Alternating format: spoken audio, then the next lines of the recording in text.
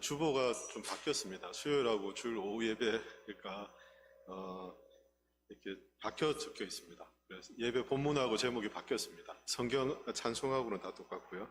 그러니까 마태복음 5장 13절부터 16절. 오후 본문이 수요 본문으로 들어가고 수요 본문이 오후로 들어오고 이렇게 바뀌었습니다. 단순한 실수니까 이해해 주시기 바랍니다. 저희가 오후 예배 때는 섬김에 대한 주제로 말씀을 나누고 있잖아요. 그래서 오늘은 소금과 빛이란 제목으로 말씀을 함께 나누겠습니다. 5장 13절부터 16절인데요. 우리 말씀 같이 합독해서 한번 읽을까요? 잠깐만요. 같이 준비되셨습니까? 예, 되셨으면 우리 같이 13절부터 16절까지 같이 읽겠습니다. 너희는 세상의 소금이니 소금이 만일 그 맛을 잃으면 무엇으로 짜게 하리요? 후에는 아무 쓸데없어 다만 밖에 버려져 사람에게 밟힐 뿐이니라. 너희는 세상의 빛이라. 산 위에 있는 동네가 숨겨지지 못할 것이요 사람이 등불을 켜서 말 아래에 두지 아니하고 등경 위에 두나니 이러므로 집안 모든 사람에게 비춰내느니라. 이가 너희 사람 앞에 비치게 하여 하늘을 보고 하늘에 계신 너희 아버지께 영광을 돌리게 하라. 아멘. 소금과 빛이란 제목입니다. 우리 영광교회가 소금 염자 빛광자를 써서 영광이죠, 그죠? 성경에도 보면 순서가 소금을 먼저 얘기하고 뒤에 빛을 얘기합니다. 성경의 순서이기도 합니다. 그래서 영광이 성경적 이름이다. 그렇게 봅니다. 저희가 오후 시간에는 섬김에 대한 섬김의 공동체에 대한 내용들을 지금 계속 다루고 있는데요. 오늘 예배 마치고 식사 끝나고 오후 예배 전까지 당회로 잠깐 모였습니다. 당회로 모여서 이제 우리 결정한 게 있는데요. 그게 뭐냐면 시니어 우리 교회 사역팀 있지 않습니까? 올해 새로 시작하는 시니어 사역팀에 대해서 약간 좀 바뀌었습니다. 바뀌어서 저희 이제 교회가 처음에 시니어 사역팀을 세울 때 이제 제가 이제 목회적 방향과 철학을 가지고 생각했던 건 뭐냐면 이 시니어 사역 부서는 시니어들을 대상으로 하는, 그러나 시니어 중에 함께 사역할 수 있는 분들이 함께 사역하는 그런 사역팀이고, 그래서 우리가 돌봄이죠. 어르신들이라든지 지금 현재는 제가 반찬이라든지 필요한 것들을 이제 저희가 함께 이렇게 나르는 이런 것들을 하지만 가서 함께 예배드리고 1부 예배 마치고 2부 때 가서 예배를 좀 드린다든지, 그리고 지난번에 3040 세대가 조금 더 교회로부터 많은 수혜를 얻게 되면 이 3040 세대가 우리 어르신들에게 찾아가서 어르신들과 같이 이렇게 시간을 좀 보내주려고 하는, 우리 아이들 자녀를 봐달라는 요청만 하지 말고 가서 우리 교회 어르신들을 좀 돌아보는 일들도 잠깐 얼굴 보고 인사하는 정도라도 이런 이제 소통이죠. 교회 안에서 같은 3040부터 해서 우리 70, 80까지 세대가 다 소통할 수 있는 그런 채널로서 이렇게 만들어서 팀을 이제 시작했는데 아마 이런 사역에 대한 이해가 없다 보니까 시니어 사역팀을 이렇게 생각하셨나 봐요. 시니어가 하는 사역팀이다 라고 생각하셨나 봐요. 그러니까 은퇴한 사람들이 하는 사역이다라고 생각을 많이들 이렇게 하셔서 오해가 생긴 것 같아요. 저도 오늘 장로님들하고 얘기하다가도 보니까 장로님들도 그런 이제 오해가 기본적으로 좀 전제되어 있어서 이걸 구분해야 되겠다라고 생각해서 구분을 했습니다. 구분해서 시니어 사역팀은 말 그대로 시니어들이 하는 사역팀입니다. 은퇴하신 분들이 이제 함께 모여서 사역하는 사역 부서입니다. 여기서는 신방이나 돌봄이나 이런 자유롭게 교회를 위해서 기도하는 일이나 이런 것들을 이제 같이 하실 수 있고요. 종전에 하던 우리 반차 사역 있지 않습니까? 이건 섬김 사역팀이라고 해서 섬김위원회 안에 부재부 있고 제가 경조부 있고 사회복지부 있거든요. 그 밑에 저희가 섬김 사역팀을 이름을 바꿔서 옮겨가게 됩니다. 그래서 그동안 저희가 하던 건 섬김 사역팀으로, 그리고 시니어 사역팀은 여러분들이 이해하시는 것처럼 시니어들이 함께 할 수 있는 사역으로 그렇게 좀 이 혼동을 좀 줄이는 게 좋겠다 생각돼서 이렇게 구분을 이렇게 했는데 저는 바람직한 고민이고 또 바람직한 지금 우리 교회 현상이라고 생각을 해요. 이런 것들 때문에 고민하고 이런 것도 어떻게 풀어가야 될지 이렇게 머리를 맞대고 우리한테 적합한 좀 더 잘 사역하고 교회를 돌아볼 수 있기 위해서 교회가 이렇게 뭔가 에너지를 수고하는 건 굉장히 긍정적이고 좋은 것이거든요. 좋은 거죠. 그래서 우리 교회가 좋은 모델이 되면 참 좋겠다는 생각을 합니다. 지금 우리 노회 안에서도 보면 지금 시대를 어떻게 해야 될지 몰라서 고민하는 교회들이 참 많거든요. 그래서 우리 교회가 좋은 모델이 되고 이 시대를 어떻게 극복하고 교회를 세워가야 될지에 대한 그런 좋은 모델로서 교회가 좀 보여지면 좋겠다 이런 생각도 합니다. 그래서 저희가 그 앞줄에 서 있습니다. 앞장서 있고 우리가 가는 걸 지켜보고 있는 교회들이 좀 많이 있고요. 우리와 함께 이렇게 어깨를 이제 나란히 하고 가는 교회들도 몇 개의 교회가 있습니다. 있는데 우리가 기도하면서 교회를 세워가면 하나님께서 우리 교회에 필요하고 알맞은 것을 하나님께서 세워주실 거라고 그렇게 생각합니다.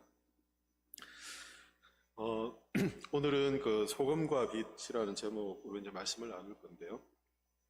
교회가 단순히 모여서 예배하는 공동체다라고 이야기하면 교회의 절반만을 이야기하는 것입니다. 우리 교회 정체성을 얘기할 때도 교회는 세상으로부터 부름받은 하나님의 백성들, 예배하는 공동체이고 동시에 교회는 세상으로 보냄을 받은 제자들의 공동체, 파송받은 교회. 이게 교회의 정체성입니다. 두 가지를 같이 이제 우리가 늘 생각해야 됩니다. 내가 구원받은 하나님의 자녀가 되었다는 것이 끝이 아니라는 겁니다. 만약 이게 끝이라면 지난번 말씀드린 것처럼 하나님 믿는 사람들 족족 이렇게 천국에 데려가시면 되잖아요. 하나님 그렇게 하지 않는 것은 이 세상을 향한 하나님 주신 사명이 있습니다. 우리가 교회가 해야 될, 믿는 우리가 해야 될 사명이 있기 때문에 우리를 이 땅에 남겨두셨고, 그래서 우리가 여전히 지금 우리가 살아가고 있는 건 우리에게 무엇이 있기 때문입니까? 지금 우리가 살아가고 있는 이유는 무엇이 있기 때문입니까? 김두순 군사님, 우리가 사는 이유가 뭐죠? 하나님의 은혜로 살고 하나님이 주신 사명 때문에 사는 거예요. 사명. 우리에게 사명이 있다는 거죠. 우리가 살아가는 건 다 우리에게 주어진 사명이 있다는 겁니다. 그게 우리가 우리 각각이 그것을 이제 선명하게 보거나 선명하게 보지 못하는 차이이지만 우리 각자에게 기대하는 하나님의 뜻이 있습니다. 우리 인생을 향하신 하나님의 뜻이 있는데 우리가 그것을 잘 발견하고 살아가면 우리 인생이 가치 있고 의미 있는 삶이 되겠죠. 그렇죠? 하나님 목적에 따라 살아가니까. 근데 그걸 발견하지 못하면 인생이 고달파지는 거죠.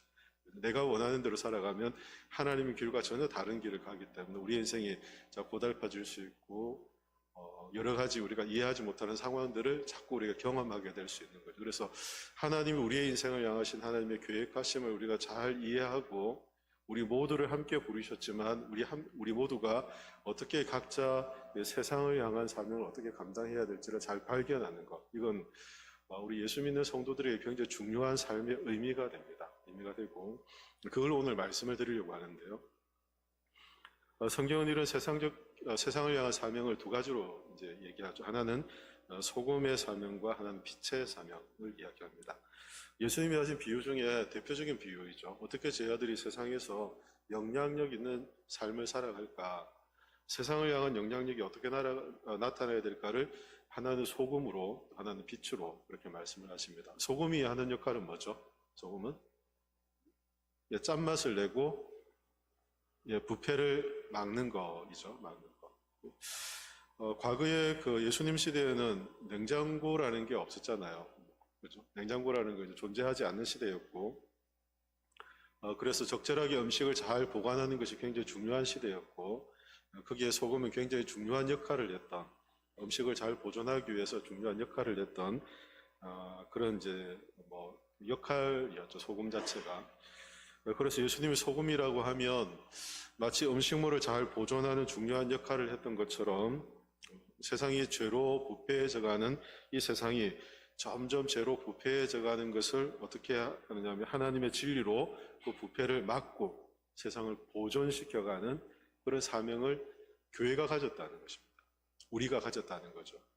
세상이 점점 부패해가는 것을 보존하는 사명, 그것을 우리가 가졌다는 건 굉장히 우리에게 충격적인 그런 예수님이 주신 사명입니다. 어떻게 세상의 거대한 이 분위기, 세상의 거대한 흐름, 세상의 영향력을 우리가 막아낼 수 있을까? 굉장히 우리에게 부담감이 되고 굉장히 우리에게 중차대한 사명이라는 걸 알죠. 예, 오늘날 세상이 어떻습니까? 세상이 죄로 점점 기울어져 가고 우리가 한 번도 경험하지 못했던 일들을 계속 경험하며 살아갑니다. 그래서 여기저기서 우리가 뉴스를 듣고 또 이야기를 듣다 보면 한 번도 생각지 못했던 이야기들을 들을 때가 참 많아요. 그래서 세상이 많이 변했다라는 이야기들을 우리가 많이 하며 살아가죠. 이런 세상의 분위기를 어떻게 우리가 잘 보존할까? 굉장히 우리에게 중차대한 그런 사명입니다. 그런데 하나님은 이러한 사명을 어디에 주셨냐면 교회에 주셨다는 것입니다. 교회가 세상의 소금이다 라고 말씀을 하시며 세상이 죄로 점점 기울어져 가고 죄 가운데 부패되고 있는 이 세상에 교회는 소금의 역할을 감당해야 한다라고 말씀합니다. 그렇다면 교회가 이 세상을 향하여서 소금의 역할을 감당하기 위해서 교회는 어떻게 세상에 맛을 낼 수 있나요? 소금이 하는 것은 앞에 말씀드린 것은 맛을 내는 역할, 세상을 부패하는 것을 보존하는 역할이라고 했잖아요. 어떻게 교회가 세상 앞에 맛을 잃지 않고 세상이 부패해가는 세상이 죄로 기울어져가는 이 세상을 향해서 그들을 보존하고 죄로 기울어지지 않게 하는 그 역할을 세상이 할 수 있을까? 어떻게 하면 될까요? 네? 전도하고 예수님의 복음을 전하고 이런 일들을 해야 되겠죠. 교회가 맛을 잃지 않는 중요한 기준이 뭘까요? 그러면 교회가 교회로서 소금으로서 역할을 그 맛을 내고 소금으로서 역할을 잘 할 수 있는 기준이 뭘까요? 교회가 성도들이 서로 사랑하고 말씀을 대로하고 교회가 교회되게 하는 건 뭐냐면 교회가 교회되게 하는 것은 잘 기억하십시오. 교회가 맛을 내는 교회가 소금으로서 역할을 하고 교회가 교회되게 하는 것은 무엇으로 하느냐면 하나님의 말씀으로 가능한 일입니다. 교회가 맛이 있다 없다 소금의 역할을 한다 안 한다라는 것은 뭘 보고 한다고요? 말씀을 보고 아는데 교회가 이 말씀 앞에 하나님의 말씀에 따라서 하나님의 진리를 드러내고 하나님의 말씀에 순종하며 살아가는가, 그것이 교회가 세상 앞에 소금의 역할을 하는지 안 하는지의 중요한 기준이 된다는 것입니다. 그래서 누구 죄 짓는 사람에 가서 누구를 교화하고 그것도 중요하겠죠. 그러나 세상 앞에 교회가 진리를 드러내고 세상이 보지 못하는 죄로 기울어져 가는 이 세상 앞에 진리가 무엇인지를 드러내고 하는 거죠. 그런데 이 진리를 드러내고 맛을 내는 역할은 무엇을 하는 우리가 함께 모여서 예배하며 하나님의 말씀에 신실한 가르침을 받고 말씀 안에 유익을 얻으면서 그 안에 주시는 하나님의 영적 유익들을 풍성하게 누리는 이것이 우리가 맛을 유지하는 삶을 사는 삶이라는 것입니다. 그 대표적인 예가 무엇이냐면 여러분 이스라엘 백성들이 애굽에 있다가 하나님의 구원의 역사를 경험하잖아요. 그래서 광야를 거쳐서 어디로 가게 됩니까? 광야를 거쳐서 간 곳은 하나님의 약속의 땅인 가나안 땅에 가게 되잖아요. 이 가나안 땅은 어떤 땅입니까? 네, 다들 잘 아시니까 이런저런 얘기들을 하시는 축복의 땅이고 약속의 땅이고 젖과 꿀이 흐르는 땅이고 성경에 약속하신 가나안 땅을 향해서 말씀하시는 말씀이 굉장히 많아요. 하나님의 약속이 가나안 땅을 향해서 말씀하는 약속들이 다채롭게 많거든요. 그런데 이 다채로운 하나님의 약속을 경험하는 방법이 있어요. 그 땅이 젖과 꿀이 흐르는 땅이라고 하잖아요. 축복의 땅이라고 했잖아요. 그런데 이스라엘 백성의 역사를 보거나 가나안 땅의 역사만을 보면 그 땅이 결코 평안한 땅이 아니에요. 지금도 그 땅에 전쟁이 있잖아요. 지금 그 전쟁이 그쳤나요? 아니, 며칠 전에도 보복했다고 제가 들었거든요. 며칠 전에도 전쟁 그칠 것 같이 하더니 또 보복했다고 들었는데 지금도 전쟁이 있는 땅이고 지난번 구약 역사를 공부하면서 애굽이나 그리고 또 소아시아에서 이게 유럽으로 넘어가는데 아주 경계점이기 때문에 그래서 항상 전쟁이 있던 땅들 거기를 잘 점령하면 차지하면 유럽이나 아시아에 영향력을 행사할 수 있는 아프리카까지 이제 행사할 수 있는 지역이기 때문에 강대국들은 항상 노리는 탐내는 지역이 그 지역이었어요. 거기만 잘 선점하면 아프리카로도 가고 유럽으로도 가고 아시아로도 갈 수 있는 굉장히 좋은 이제 전략적 요충지였던 거예요. 조약교회에서. 그래서 보면 이제 가이사랴 빌립보 지역이라고 여러분 들어보셨잖아요. 가이사랴 빌립보 지역에 로마의 어떤 장성들이 거주하는 도시를 만들 만큼 굉장히 중요한 위치를 가나안 땅에 이렇게 두었거든요. 로마도 그랬고 또 알렉산더 대왕도 그랬고 그리고 또 많은 그 그리스의 어떤 왕들도 그랬고 나라들을 점령하고 영향을 행사하기 위해서 항상 어디를 점령하냐면 이 가나안 땅 근처를 이렇게 점령하고 그 주변에서 어떤 중요한 요충지를 삼고 그랬습니다. 이게 세계사의 역사예요. 그러니까 가나안 땅을 가만히 보면 늘 전쟁이 있는 땅이고 전쟁의 소용돌이 안에 있는 땅이고 이스라엘 백성이 기근을 많이 겪기도 하고 룻 때를 우리가 생각해 보면 그 땅에 먹을 것이 없어서 아비멜렉이 그 모압으로 갔다가 모압에서 다시 나오미와 함께 룻이 돌아오는 그런 장면들도 우리가 성경을 통해서 보잖아요. 기근이 생겨서 요셉의 형제들이 양식을 구하러 갔던 그런 요셉의 우리가 이야기도 우리가 알잖아요. 그러니까 그 땅이 하나님이 약속하신 것처럼 그렇게 항상 좋은 땅이 아니었던 거예요. 좋은 땅이 아니었어요. 기근이 있는 땅이고 전쟁이 늘 끝이지 않는 땅이고 그런데 왜 하나님이 그 땅이 젖과 꿀이 흐르는 땅이라고 이렇게 말씀하셨을까요? 왜 그 땅이 약속의 땅, 축복의 땅이라고 말씀하신 이유가 뭘까요? 뭘까요? 네? 예, 제가 이제 여러분들이 이제 조금씩 눈치를 채고 하나님의 말씀이 이렇게 얘기를 하시는데요. 그 땅이 하나님이 약속하신 땅이잖아요. 약속. 그런데 그 약속은, 하나님의 약속은 언제 이루어지는 거냐면, 하나님의 말씀에 신실하게 순종하는 삶을 살 때 그 약속이 이루어져요. 그러니까 이스라엘 백성들이 하나님의 말씀에 신실하게 순종하며 살아가면 그 땅은 항상 번성해요. 다윗 때같이, 솔로몬 때같이 하나님의 말씀에 신실할 때는 그 땅이 하나님이 젖과 꿀이 흐르는 땅, 하나님이 풍성함을 허락해 주세요. 그래서 그 땅에서 그 주변에 있는 나라들이 그 누구도 대적할 자가 없을 만큼 하나님이 그들과 함께 하시고 하나님의 약속의 증거가 이렇게 풍성하게 나타났습니다. 그런데 그 땅이 빈곤해지고 그 땅이 어려움에 처하고 전쟁이 그치지 않을 때는 언제였어요? 이스라엘 백성이 하나님의 말씀을 저버리고 우상을 숭배하거나 말씀에 순종하지 않고 불순종하거나 이런 때는 항상 무엇이 오냐면 기근이 찾아오고 전쟁이 오고 그래요. 그러면 가나안 땅만을 볼 때 하나님이 약속하신 것이 맞아요. 하나님이 약속이 있어요. 그런데 그 약속이 약속대로 이루어지기 위해서는 뭐가 필요하다고요? 말씀에 순종하는 삶이 필요하다는 거죠. 하나님 나라 안에서 우리가 하나님 나라의 풍성함을 경험하며 살아가는 건 하나님 나라가 우리 가운데 임했어요. 그렇죠? 주님이 그것을 선포하심이 우리 가운데 가져오셨어요. 그런데 하나님 나라 안에서 우리가 하나님 나라의 유익을 얻고 살아가려고 하면 예수님이 우리의 삶의 주관자이심을 믿고 말씀을 따라 순종하는 삶을 살 때 우리 안에 그 하나님 나라의 풍성함을 경험하게 되는 거죠. 같은 영적인 원리인 것입니다. 그래서 가나안 땅이 그저 눈으로 볼 때 지형적인 아니면 어떤 물질적인 공간적 측면에서 그 땅이 복된 땅이다라고 우리가 보기보다 그 땅이 하나님이 약속하셨기 때문에 하나님의 약속을 따라 살아가면 그것은 하나님이 약속하신 복을 주는 땅이구나 이제 알게 되는 거죠. 이스라엘 백성은 그래서 말씀에 신실할 때는 하나님 주시는 풍성함이 그들 삶 가운데 나타났어요.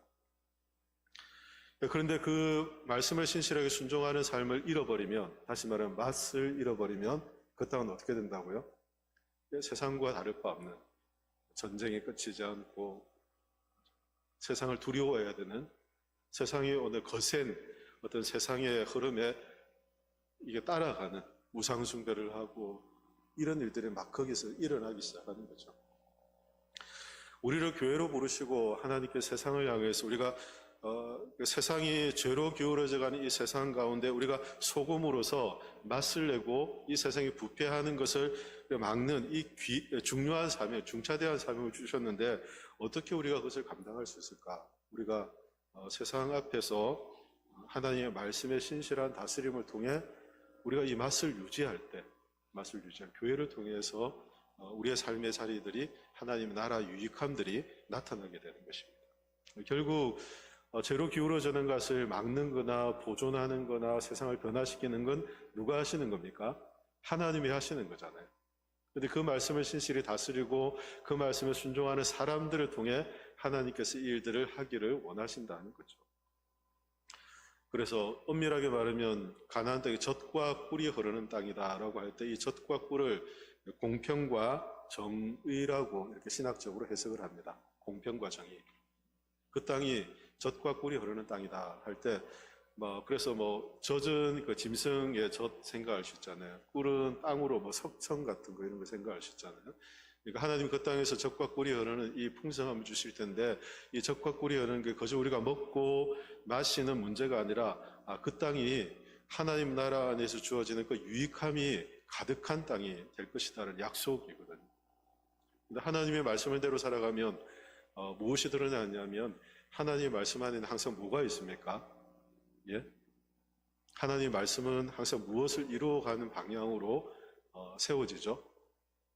하나님의 뜻이라고 할 수 있고 하나님의 의라고 할 수 있죠. 하나님 말씀 안에 반드시 무엇이 나타나냐면 하나님의 공의로우신 다스림이 나타납니다. 공평이 나타나고 공의로움이 나타나고 그래서 거기는 보면 불의가 없는 거죠. 하나님의 말씀대로 사는데 어떻게 그곳에 불의가 생겨날 수 있습니까? 그렇다면 하나님의 말씀이 불의함이 있다는 거잖아요. 하나님 말씀을 의롭고 완전하게 그 말씀을 따라 살아가면 그 가나안 땅에서 말씀대로 살아가는 그 사람들 안에는 불의가 사라지는 거죠. 공의와 공평이 의로움이 그 가운데 드러나게 되잖아요. 가나안 땅에서 이렇게 말씀대로 살아감을 통해 하나님의 말씀에 신실한 다스림을 받고 그 말씀이 드러내는 공의와 공평이 그 땅에 드러나니까 그 땅을 뭐라고 말합니까? 젖과 꿀이 흐르는 풍성함이 있는 땅이라고 말하는 것이죠. 교회가 그런 존재라는 것입니다.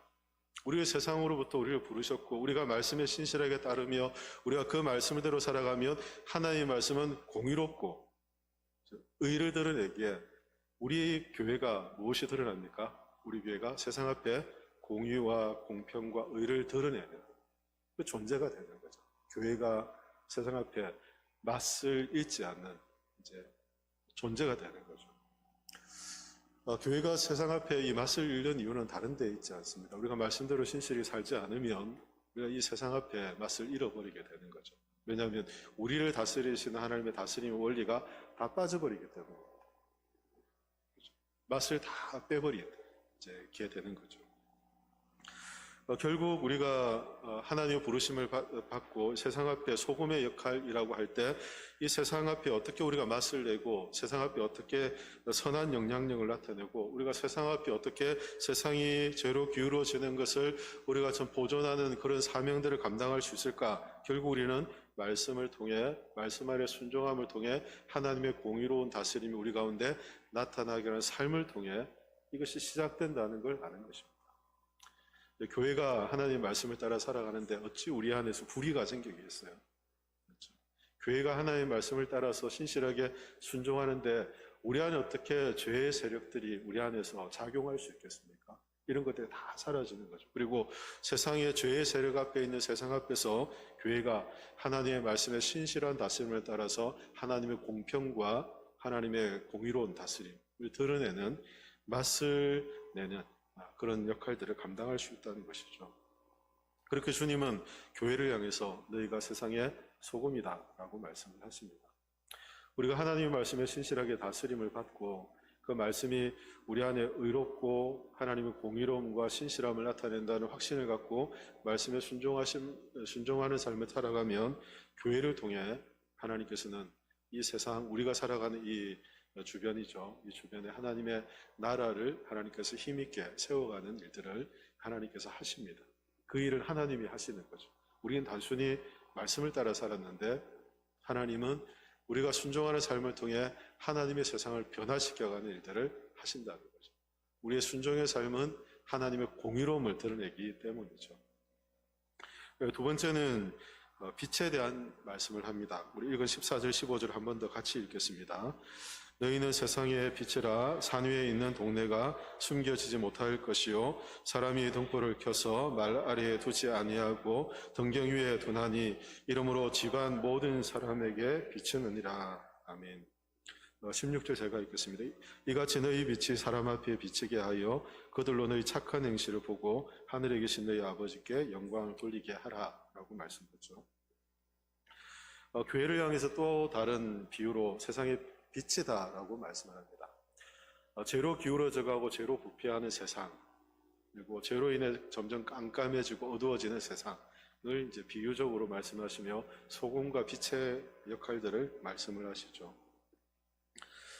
세상은 죄로 말미암아서 불의합니다. 어둠 가운데 있죠. 불의하고 어둠 가운데 있는 이 세상에 심각한 문제가 뭐냐면 그들이 어둠 가운데 있다는 걸 모른다는 거예요.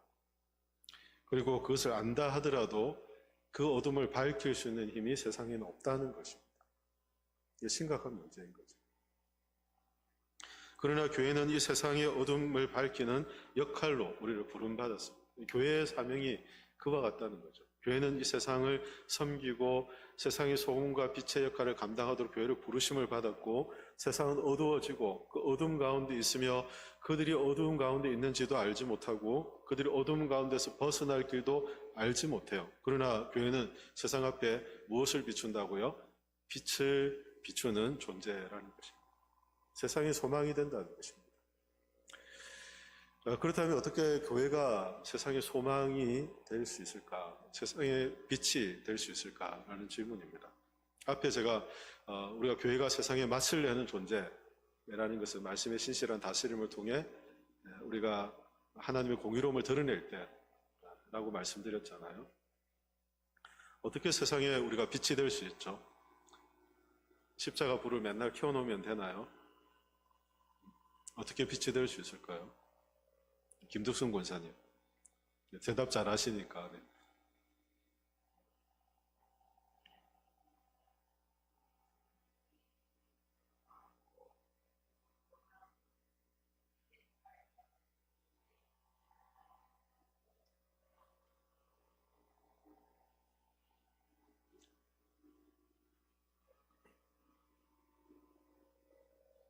네네. 중요한 얘기를 하셔서 다른 사람이 볼 때 요 표현들을 하셨거든요. 다른 사람이 볼 때. 앞에 뭐 전도도 하고 기도도 하고 쭉 얘기하시는 다른 사람이 볼 때. 이 다른 사람이 누굽니까? 예수 안 믿는 사람들이 볼 때 이제 이 얘기를 하셨는데 중요한 말씀 같아요. 예수님이 세상의 빛이다라고 성경은 말씀하죠. 세상은 죄가 세상에 들어왔고 이 세상의 모든 자연적 출생을 하는 사람은 죄의 영향을 받아서 그 죄로부터 돌이키지 않으면 사망, 죽음이 그들 앞에 기다리고 있고, 이 죽음은 영원한 죽음, 영적 죽음이기 때문에 우리가 이 땅을 이렇게 살아가다가 육체 생명을 가지고 살지만 이 영적인 죽음, 이 영적인 생명의 문제를 해결하지 못하면 영원한 지옥으로 가는 것, 이것이 하나님이 죄에 대한 엄중한 심판, 하나님의 심판의 결과라는 걸 성경은 말씀해 주죠. 그래서 세상은 어둠 가운데 있고 죄의 결과를 따라 살아갑니다. 주님이 이 땅에 오셔서 세상에 빛을 비추셔서 이 어둠 가운데서 빠져나올 수 있는, 이 어둠을 밝히는 방법들을 예수 그리스도 빛 대신 주님께서 우리에게 보여주셨어요. 유일한 소망이시고 유일한 구원이시고 우리를 유일하게 구원할 수 있는 구원자가 되시는 예수님에 대해서 성경은 말씀해 주죠. 그런데 이 중차대한 일을 예수님께서 뭐라고 하십니까? 너희가 빛이다. 이렇게 말씀하고 너희가. 내가 빛이다 라고 하셨던 그 주님께서 너희는 세상의 빛이다 라고 말씀하고 주님이 세상에 빛이 되기 위해서 하신 일들은 제가 조금 전에 설명을 드렸잖아요. 주님이 하신 일과 우리를 부르셔서 세상에 빛이 되게 하시는 이 사명을 주시는 것은 굉장히 중차대한 일이라는 거죠.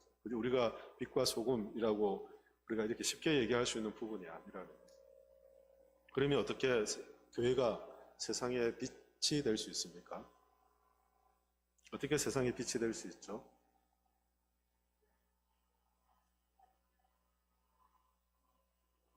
많이 희생이 들어가야 되고. 우리 김덕성 권사님은 소그룹 하면 진짜 잘하실 것 같아요. 이렇게 질문만 하면 대답이 착착 나오시잖아요. 그리고 또 목소리도 크시니까 뒤에까지 다 들리잖아요. 그 뒤에 앉으신 분들 뭐라 하면 제가 잘 안 들려가지고 이렇게 다시 듣고 해야 되는데 권사님 얘기 육성이 참 좋으신 것 같아요. 이제 말씀처럼 우리가 빛된 삶을 사는 것, 이게 중요하죠. 빛된 삶을 사는 것. 빛된 삶을 통해 세상 앞에 세상의 어둠을 밝히는 일들을 하는 것 중요하죠. 그래서 성경에 보면 16절에 이런 말씀이 있잖아요. 15절에 보면 사람이 등불을 켜서 말 아래 두지 아니하고 등경 위에 두나니 이러므로 집안 모든 사람에게 비쳤느니라. 등불을 켜서 저 밑에 그 불을 가려두는 사람이 어디 있어요? 저 집안, 우리가 이 본관 안에도 불을 위에 켜야 환하게 밝히는 것처럼 등경 위에 둔다, 이런 말씀들을 하셨잖아요. 그러면서 16절에 보니까 이같이 너희 빛이 누구 앞에 비치게 하라고요? 사람 앞에 비치게 하여 그들로 너희 무엇을 보라고요? 착한 행실을 보고. 다시 말하면 예수님께서 등불은 등경 위에 둔다라고 말씀하시며 이것을 너희의 빛이라 하고 그 빛을 좀 더 구체적으로 착한 무엇이라고요? 행실이라고 말해요. 그러니까 우리가 교회가 세상 앞에 빛이 되는 건 좀 더 이렇게 엄밀하게 보면 성경에서 말씀하고 있는 건 뭘 통해서 합니까? 착한 행실을 통해서라고 이렇게 하잖아요. 이게 등불이 된다는 것입니다. 그래서 사람들이 많이 오해를 합니다. 많은 사람들이 오해해요. 저희 예전 70년대, 80년대만 하더라도, 우리 교회 안에 어떤 얘기들이 있었냐면, 오른손이 한 것을 왼손이 모르게 하라. 그런 얘기들을 많이 들으셨죠. 그래서 구제하고 섬기고 하는 걸 막 드러내고 하는 건 자기를 드러내는 거기 때문에 우리가 주님이 하시는 일들을 신뢰하며 오른손이 한 걸 왼손이 모르게. 그래서 은밀하게 하고 드러내지 않고 이것이 교회 안의 미덕이라고 생각됐습니다. 근데 어느 순간 좀 지나면서 이제 그런 사고가 조금 전환이 되었죠. 전환이 되어서 봐라, 성경에서도 너희 착한 행실을 드러내라 라고 하니까 그때부터 이제 교회가 이제 인식을 조금 새롭게 한 거예요. 세상이 오해하니까 세상 앞에 우리의 착한 행실을 드러내야 된다 라고 해서 대사회적인 활동들을 교회가 하기 시작했어요. 그래서 뭐 신문지면이나 뭐 이곳저곳에 교회가 이런 일들을 하고 우리 교회가 이런 일을 한다라고 이런 것들을 막 이렇게 소개하고 그게 선한 행실을 나타내는 것이라고 생각하고 그렇게 했어요. 물론 그것도 선한 행실이죠. 그래서 성경이 말하는 이 선한 행실을 자세히 보면 이 선한 행실이 우리가 무엇을 했는가를 말하는 게 아니에요. 내가 세상 앞에 무엇을 섬겼는가를 말하는 게 아니에요. 내가 누구를 도왔는가 이걸 말하는 게 아니라는 거죠. 이 착한 행실이 무엇을 말하냐면 우리가 세상 속에 무엇을 드러내냐면 이 착한 행실은 우리의 행실이 아닌 우리 안에 있는 예수 그리스도의 사랑과 진리를 드러내는 것. 다시 말할게요. 우리 안에 계신 예수 그리스도의 사랑과 진리를 드러내는 것. 이게 말이 이제 행실이라는 거. 내가 한 것을 사람들이 오해한 거예요. 내가 한 것, 내가 섬긴 것, 교회가 한 걸 잘 드러내서 교회가 이런 일도 하고 있다는 걸 세상 앞에 말해서 교회에 대해 마음을 열게 하는 것 좋지 않냐라고 하시면 착한 행실은 그것을 말하는 게 아니에요. 착한 행실은 우리 안에 계신 예수 그리스도 하나님의 사랑과 그 진리를 우리의 삶에 드러내는 것을 말합니다. 그래서 우리 권사님 앞에 얘기한 것처럼 다른 사람이 볼 때, 저 사람이 영광교회가 하나님의 사랑을 드러내고 있는가? 불신자들이 볼 때 영광교회가 하나님의 진리를 드러내는 교회인가? 이것이 세상 앞에 진리를 드러내는, 진리의 빛을 발하는, 하나님의 사랑의 빛을 발하는 세상 앞에 빛된 사역을 감당하는 모습들이라는 거죠. 앞서 말씀드린 것도 세상의 빛은 누구십니까? 예수님이시잖아요. 어두운 가운데 빛은 예수님이시죠. 세상을 구원하는 빛은 주님이시죠. 그리고 우리가 그 빛을 세상 앞에 비추라라고 하는 것은 그 주님의 사랑과 구원과 그 은혜를 우리의 삶을 통해서 드러내는 삶을 살도록 말씀하고 있습니다. 결국 우리의 믿음의 삶을 통해서 우리가 얼마나 많이 세상을 구제하고 많이 세상에 헌신하고 많은 것들을 세상에 돕고 하는 게 아니라 우리가 얼마나 믿음으로 살아가고 있는가, 우리가 얼마나 하나님의 진리 안에 살아가고 있는가 하는 이 믿음의 삶이 세상 앞에 무엇이 된다고요? 빛으로 드러난다는 것입니다. 하나님의 존재가 다 드러나는 거예요. 하나님의 살아계심이 우리의 믿음의 삶을 통해서 나타나는 것입니다. 우리가 믿음으로 헌신하며 살아가는 그 삶을 통해 하나님이 말씀하신 예수님이 참된 구주이시구나 라는 것이 세상 사람들이 알도록 그 빛을 드러내는 삶을 살게 된다는 것이죠. 그래서 교회는 세상으로부터 부름받은 그런 하나님의 백성들이고 세상으로 보내심을 받는 예수님의 제자들, 사명 공동체입니다. 우리의 세상 앞에 소금의 역할, 말씀과 진리를 따라 살아가며 우리의 삶 앞에 하나님의 말씀의 공의로움이 드러나는, 공의를 추구하며 말씀을 따라 살아가면서 우리가 생각하고 판단하고 결정하는 모든 것에 하나님의 공의로우심이 나타나는 삶을 사는 것, 그것이 교회가 해야 될 사명이고요. 또 하나는 세상 앞에 빛을 비추는 예수 그리스도의 빛이 우리가 말씀을 따라 신실하게 살아가는 삶을 통해 드러나게 하는, 그래서 불신자들이죠. 세상이, 이웃들이 예수님의 빛이 그들에게 비춰지게 되는 삶을 사는 것, 그것이 교회에 주신 소금과 빛의 사명이라는 것을 알게 되죠. 결국 빛은 어떤 빛입니까? 예수님의 빛인 것입니다. 우리의 빛이, 우리의 선행이 아니라 우리가 예수님을 비출 수 있는가, 비출 수 없는가의 문제라는 거예요. 내가 얼마나 선하게 살아가고 얼마나 내가 헌신하고 얼마나 내가 착한지, 얼마나 다른 사람을 위해서 많이 배려하는지의 문제가 아니라 나를 통해 예수 그리스도가 얼마나 드러나고 있는가의 문제라는 거죠. 여러분 스스로의 삶에서 나는 주님을 드러내고 살아가고 있는가? 나의 삶을 통해서 예수님이 나타나고 있는가? 나의 삶을 통해서 세상이 어두움 가운데서 예수 그리스도를 바라보게 하는 삶을 살고 있는가? 이게 세상을 향한 빛된 사명을 가진 우리들의 모습이라는 거죠. 이렇게 우리가 소금과 빛의 역할을 하며 살아가면 하나님께서 어떤 일들을 이루십니까? 16절인데요. 16절 우리 같이 읽겠습니다. 이같이 너희 빛이 사람 앞에 비치게 하여 그들로 너희 착한 행실을 보고 하늘에 계신 너희 아버지께 영광을 돌리게 하라. 아멘. 너희의 착한 행실을 보고 하늘에 계신 너희 아버지께 무엇을 돌린다고요? 영광을 돌린다. 우리가 이렇게 빛과 소금의 역할을 감당하며 우리에게 주신 사명을 따라서 우리가 하나님 말씀에 신실하게 순종하고 우리를 통해 예수 그리스도가 드러내는 이 빛된 삶을 살아가면 그때 자연스럽게 무엇이 나타납니까? 하나님의 영광이 나타나는 것입니다. 하나님이 나타나게 되는 것입니다.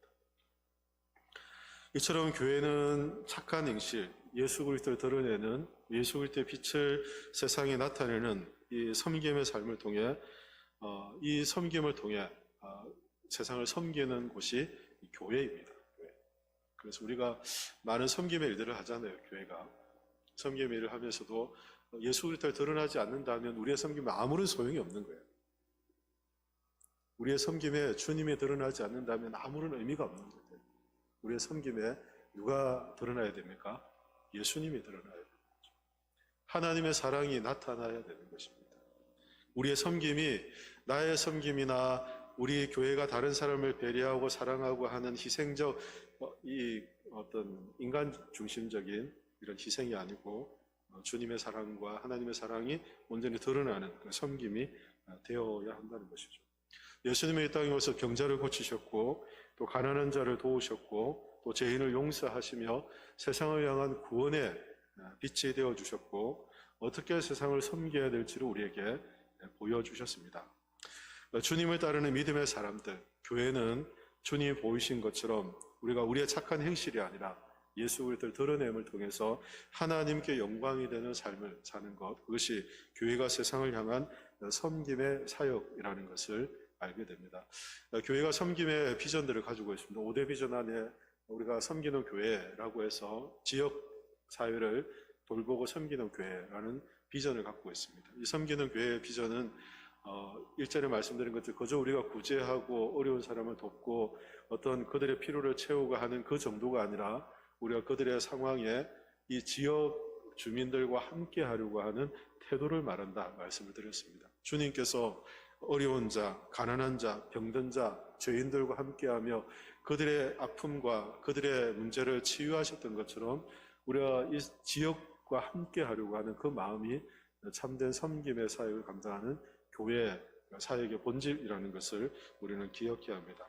우리가 이렇게 주님을 드러내고 주님의 마음으로 이 지역과 함께 섬김의 일들을 감당할 때 우리는 우리 교회 또 이 지역에서 이 하나님 나라의 풍성함을 우리가 경험하게 될 수 있는 것이죠.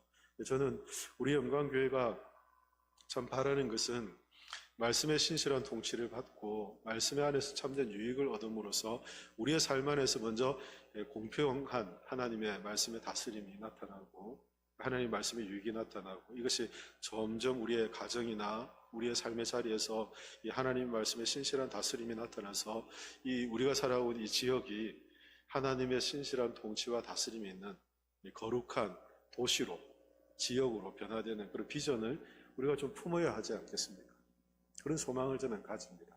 제가 이 지역에 대한 그 종교 그 비율을 조사한 적이 있다고 했잖아요. 이 가자동이 생각보다 이렇게 신앙생활 하는 분들이 좀 많으세요.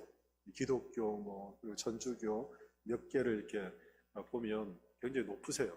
높기 때문에 예전처럼 전도를 해서 노방전도를 해서 불신자들을 많이 교회를 이끌어오는 그런 단계는 좀 어려운 그런 이제 좀 고착 지점에 왔다고 그렇게 보시면 돼요. 왜냐하면 가자동이 여기가 45년이라고 50년이라고 보더라도 여기서 50년 동안 마음이 안 변한 그 사람들이 지금 마음이 변하기는 참 어려운 일이기 때문에요. 여기에 토박이로 살면서 아직도 교회를 안 나온다는 건 그 사람이 정말 심각한 문제가 있는 사람들이라는 거죠. 그래서 예전처럼 전도를 하고 예전처럼 전도지를 전해서 그렇게 교회를 나오게 하는 건 좀 많이 제한적이 되었어요. 그만큼 우리 지역 안에 예수 믿는 사람도 많고 신앙생활 하는 분들이 많으세요. 그러면 어떤 일들이 일어나야 됩니까? 그들이 변하지 않는 그들의 어떤 삶이 있고 또 잘 바뀌지 않는 그들이 있지만 예수님의 신실한 말씀의 통치를 받는 사람들이 우리 안에 이렇게 많다면 이 가자동, 그나마 이 지역은 하나님의 말씀이 다스리는 도시가 되어야 되잖아요. 그렇잖아요.